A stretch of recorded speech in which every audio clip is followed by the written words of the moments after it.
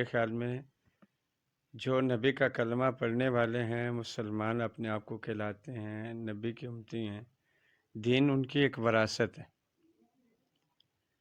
اس سے ہمیں اپنی وراثت سمجھتے ہوئے میں نے ایک کنال زمین جو تھی وہ مدرسے کے نام پہ دی، اور جو کر رہی ہوں وہ اپنی آخرت سنوارنے کے لیے کر رہا ہوں۔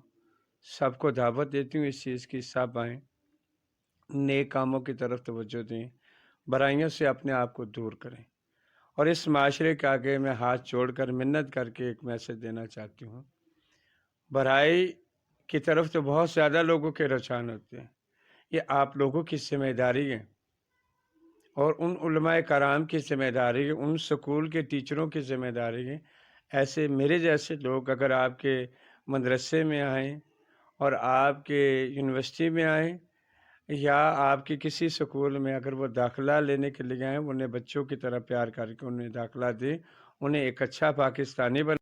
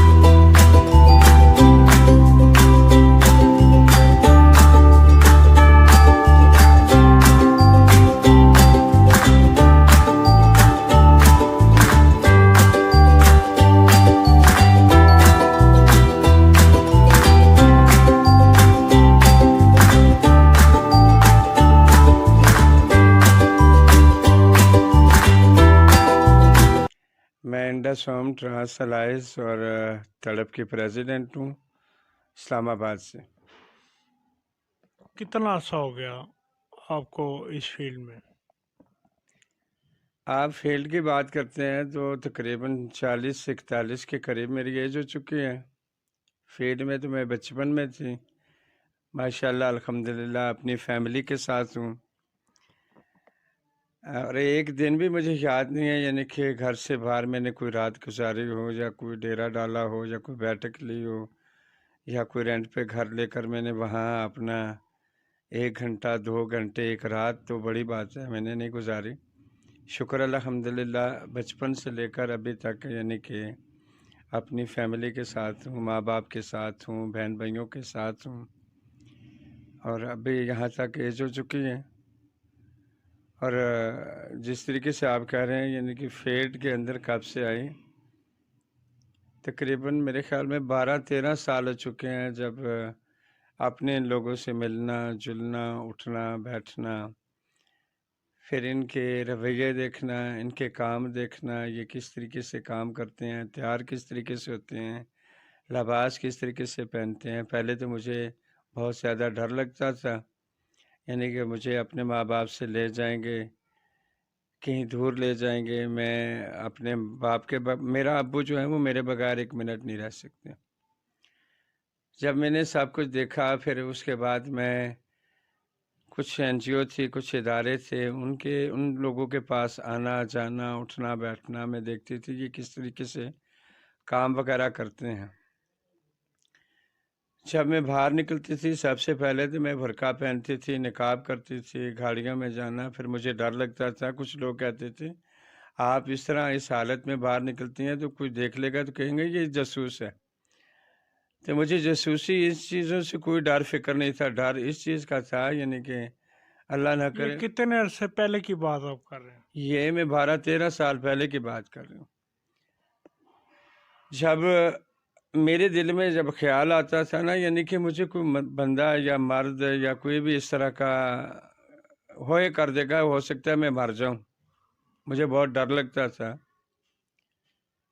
اس بارے میں سوچتی نہیں میں کیا کروں میں کیا کروں میں کیا کروں، اور میں اپنے لوگوں سے بھی پوچھتی تھی کوئی ایسا کام مجھے بتاؤ تاکہ میں زندگی بھر وہ کام کروں جس کام میں مجھے ثواب بھی ہو اور ثواب کے ساتھ ساتھ ایک نام بھی مجھے چاہیے اس پاکستان کے اندر، اس دنیا کے اندر۔ الحمدللہ اللہ نے مجھے وہ اچھا کام بھی دے دیا، ایک میرا نام بھی بن گیا۔ عزت ذلت تو میرے اللہ کے ہاتھ میں۔ تو آپ نے اپنے لوگوں کے لیے اب تک کیا کیا؟ اسی بات کی طرف آ رہی تھی، میں نے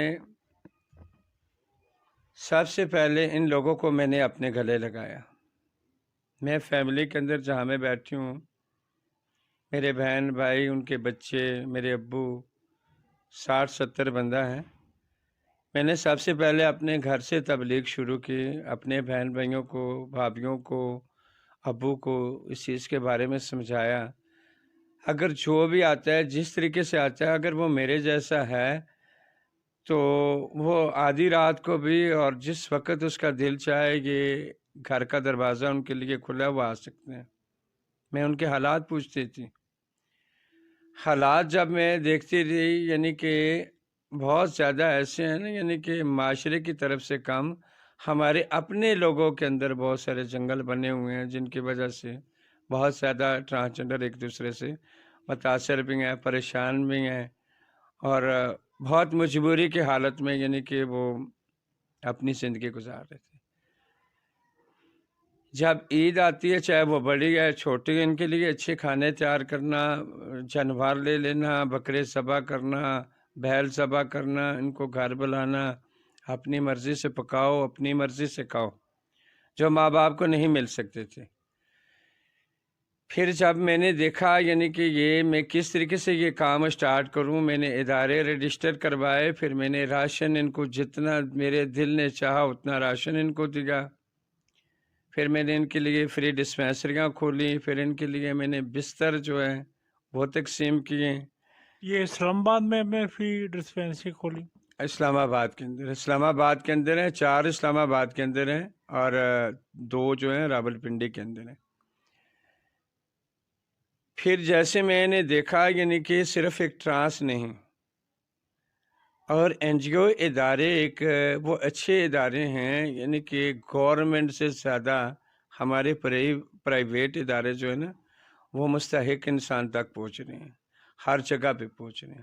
یہ اپنی مرضی آپ کے تحت؟ الحمدللہ میں ایک بزنس مین تھی، سب لوگوں کو پتہ ہے، میرے ٹرانسجنڈروں کو بھی پتہ ہے، میرے خسروں کو بھی پتہ ہے۔ میں نے 17 سال بھینسوں کا کاروبار کیا۔ پھر میں نے چھوٹی چھوٹی کمیٹیاں ڈال کر کچھ پلاٹ خریدے، پھر میں نے یہ گھر بنایا۔ یہ میں نہیں کہوں گی یعنی کہ میں نے وہ پلاٹ خریدے، پھر میں نے پلاٹ بیچ دیے، پھر اس کے بعد یعنی کہ میں نے ایسے دوسرا کیا۔ تیسرا یہ بھی چیز تھی یعنی کہ میں ایک درویش انسان بھی ہوں، بہت سارے لوگ میرے پاس دم درود کرنے کے لیے بھی آتے ہیں، اور وہ صبح کی ٹائمنگ ہم نے رکھی ہوئی ہے، جتنے لوگ بھی آتے ہیں۔ بابا جی بھی اسی؟ ہاں الحمدللہ، پہلے میرے دادا ابو تھے، پھر میرے ابو تھے، پھر میں ہوں۔ سب دنیا میری جو پہچان تھی نا، اسی وجہ سے تھی۔ فوج کے بندے تھے مجھے جانتے تھے، کچھ ایجنسیوں کے بندے مجھے جانتے تھے، کچھ میڈیا کے بندے مجھے جانتے تھے، کچھ سیاسی لوگ مجھے جانتے تھے۔ اللہ بخشے بے نظیر کو، بے نظیر بھی میرے گھر آئی تھی۔ بہرحال ایک میرے سے غلطی ہوگی، جب میں نے ادارہ رجسٹر کروایا، وہاں میں نے منسٹری کے اندر لکھوا کر بھجوا دیا تھا پیپر، سیاسی لوگوں سے میرا کوئی بھی تعلقات نہیں۔ بہت سارے ہمارے پیپلز پارٹی نے یعنی کہ نون لیگ نے آفر کی یعنی کہ آپ ہماری پارٹی کو جوائن کر لیں، مگر پارٹی جو بھی آئے گی تو ہمارے سر آنکھوں پہ، کیونکہ گورنمنٹ پاکستان کو اگر ہم عزت نہیں دیں گے، باہر کے ملک والے لوگ تو عزت نہیں دیتے۔ مثلا آج تک جو کام کیا آپ نے 66 کی کیا؟ الحمدللہ میں وہی بات کر رہی ہوں، میں نے کوئی سیاسی لیول پہ یہ کام نہیں کی۔ جتنی میری جمع پونجی تھی، میں نے اس دن بھی ایک ایونٹ میں بات کی تھی، جب تک میں زندہ ہوں اپنے لوگوں کے لیے، وہ میرے اپنے ہیں، ہر حال میں اس میدان میں اتروں گی، ان کے ساتھ کھڑی ہو جاؤں گی، اور ظالموں کو پیچھے کرتی جاؤں گی۔ جو بھی میرے ٹرانسجنڈر کے ساتھ ظلم کرے گا، میں اس کے ساتھ ضرور کھڑی ہوں گی۔ وہ اسلام آباد پریس کلب سے لے کر पार्लियामेंट हाउस तक मैं कितने एहतजाज करवा चुकी हूँ, कॉन्फ्रेंसें में कितनी करवा चुकी हूँ, हर अपने जगह लोगों के मैं लिए। प्रोटेस्ट करवा चुकी हूँ। हाँ, 336 के 37 सन 2017 से लेकर सन 2021 हो चुकी हैं। हमारे ट्रांसजेंडर इतने कत्ल हुए हैं, अभी तक एक मुजरम नहीं पकड़ा गया। मैं अपील करती हूँ गवर्नमेंट ऑफ पाकिस्तान से, उन इंसानों से, मैं नाम किसी ओहदेदारान का नहीं लेना चाहती, उस इंसानों से मैं अपील करती हूँ एक किसी को सज़ा दी जाए ना, ताकि दोबारा हमारा कोई भी इंसान ऐसे जुल्म का और ऐसी इबरत का निशाना न बने। बहुत सारे ऐसे हैं, किसी की लाश 1 हफ्ते के बाद मिल रही है, किसी की लाश 1 महीने के बाद मिल रही है, किसी की लाश 40 दिनों के बाद मिल रही है। अभी भी एक ताज़ा यानी कि एक ट्रांसजेंडर कत्ल हुआ है चक्री रोड पे, उसकी लाश पता नहीं कितने दिनों के बाद मिली। अभी फेसबुक पे आ गई है, व्हाट्सएप ग्रुपों में आ चुकी है, मैंने देखी है। मैंने बहुत मालूमात करने की कोशिश की, भाई वो चेला किसका था, उसे कुछ जानने वाला है। अगर मुझे समझ आ जाती तो मैं पहचान लेती, भाई फलां का चेला है, फलां जगह का रहायशी था, तो मैं उसके लिए भी एहतजाज के लिए निकल जाती। मगर हमारा एहतजाज करना, अखबारों में खबरें लगाना, वीडियो बनाना, तो मेरे हिसाब में नहीं आता, यानी कि हमें इस चीज़ से कोई फ़ायदा होने वाला है। क्योंकि पार्लियामेंट हाउस तक गई तो मैंने जब पूरी 200, उस वक़्त 20 हमारे ट्रांसजेंडर कत्ल हुए थे, तो वहाँ एसी साहब आए तो उन्होंने कहा यानी कि हम आपका मुतालबा सुनेंगे।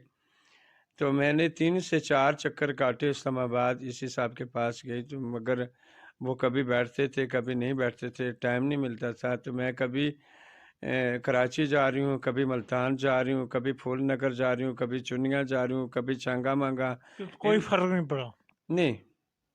तो मेरे पास उनके नंबर मौजूद हैं, मेरे पास वो दूसरा है। मगर अगर फ़र्क महसूस होता तो ये आज तीसरा दिन है, एक और ट्रांसजेंडर कत्ल हो गया। नहीं, वो तो मगर और भी बहुत से होते हैं, रोजाना वारदातें होती हैं। वारदातों की बात अब करते हैं ना, कुछ लोग ऐसे हैं यानी कि उनके डेरों के अंदर घुस जाते हैं, जो कुछ उनके पास होता है जमा पूंजी वो भी ले लेते हैं, फिर उनके साथ बुरा तल्लक भी रख कर चले जाते हैं, फिर उन्हें ब्लैकमेल भी करना शुरू कर देते हैं। मगर अल्हम्दुलिल्लाह जैसे जैसे इदारे चलाने वाले हमारे ट्रांसजेंडर बड़े बड़े एक्टिविस्ट हैं, वो अवेयरनेस मैं भी दे रही हूँ, वो भी दे रहे हैं। अब हमें डरने की कोई ज़रूरत नहीं।